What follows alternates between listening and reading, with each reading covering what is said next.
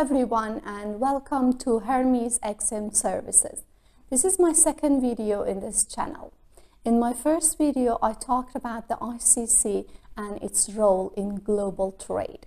I also talked about different ways for looking at Incoterms for the ease of understanding. I also talked about the changes in these terms since the release of the first version in 1936. I also talked about what Incoterms state and what they don't, and the necessity of using Incoterms in all shipping documents in any trade transaction. If you have not watched my first video, watch it through the link because I am going to continue the discussion I started in my first video here. Today I am going to talk about what each Incoterm means and what responsibilities, costs and risks the buyers and the sellers take on by agreeing upon each of them. A trade transaction includes many various steps and responsibilities. This makes Incoterms seem complicated and results in legal problems or discrepancies. Here, I try to put the whole process in the clearest possible words. So, let's get started. To understand the Incoterms, I believe the first step is to understand the shipping process. In a typical shipping process, the exporter or the seller makes the goods available at the warehouse. The place may be the factory, the seller's warehouse, official agent's depot, or wherever the goods are stored. The goods are packaged for export, cleared in the origin customs by the seller, except in EXW, and loaded on the first carrier. Sometimes the goods are packaged, but the packaging is not appropriate for international transit. The goods must be in standard packaging for export. This packaging is closely related to the way the goods are carried from country to country. For example, cement to be carried by ship needs special packaging, or to transit chemicals in marine containers is of different standards from their packaging for land transit. Since combustion or explosion in a ship can be very dangerous, maritime transportation has strict standards. Besides, some devices and materials are not allowed to be carried by air unless they are packaged according to these standards. So, despite its simplicity at first glance, packaging is of great importance in international shipping process. That's why I plan to talk about this issue in a separate video later in this channel. After being packaged, the goods leave the warehouse to the port of origin. They get unloaded in the customs warehouse. Then they get permission to be loaded again on a ship, plane, train, or truck. The goods move through the port of destination, and alongside the ship in the destination or at the customs warehouse, the goods may get unloaded and pass through the customs in the destination.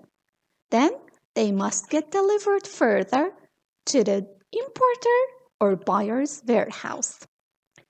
In this process, there are costs and risks such as inspection in the origin and destination, moving the goods, preparing paperwork and licenses, making an export declaration and an import declaration, duties at export and import, taxes, insurance, and the risk if the goods go missing or are damaged. The seller and the buyer are to take on these costs and risks along this process. I found it a lot easier to see Incoterms as a spectrum. If the seller supplies the goods and makes them available in his own warehouse in the origin and right there delivers both cost and risk to the buyer, they are trading under EXW. Remember that in EXW, the seller packs the goods but does not load them on the first carrier. If the goods are packaged for export and cleared in origin customs by the seller, and then they are loaded on the first carrier, it's FCA.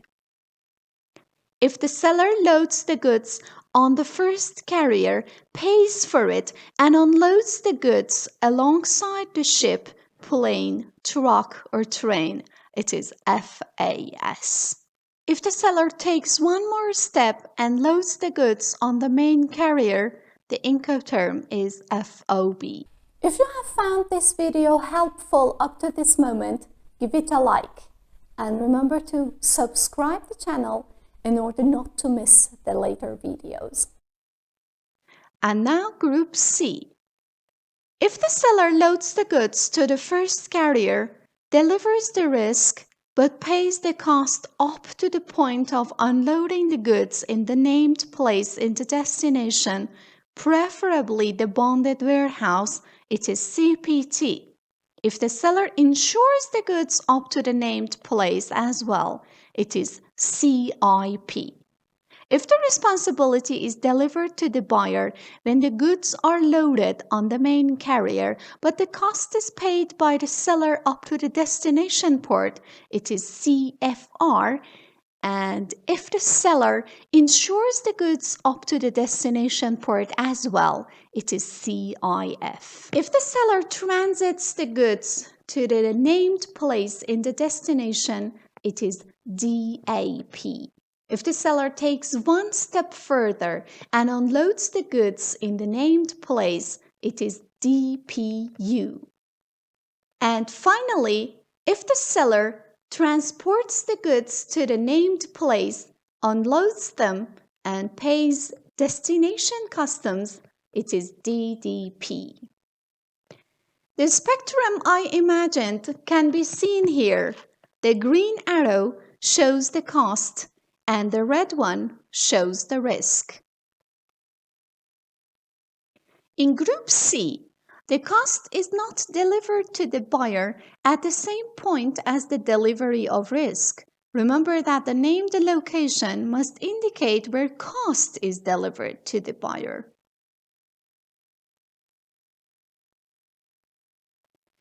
In air and land transit, the responsibilities in terminals, such as unloading the goods, inspection, and getting necessary documents, may be shared between the seller and the buyer.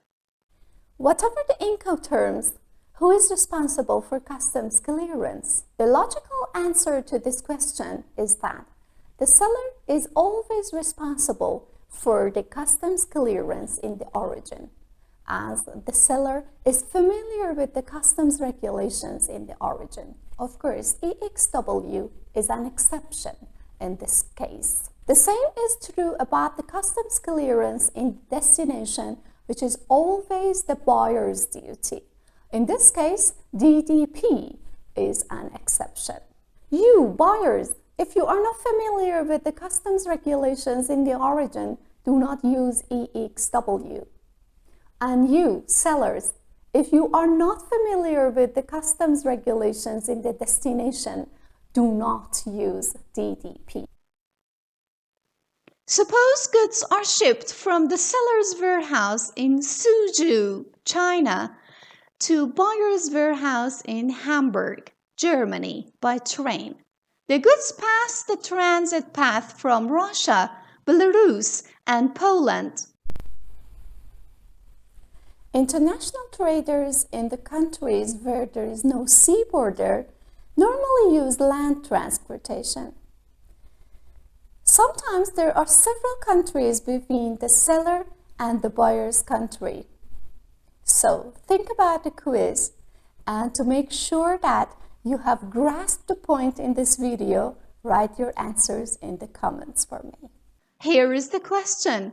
Who is responsible for the transit clearance? The buyer, the German, or the seller, the Chinese. In this video, I simply tried to show you how Incoterms can be seen as a spectrum.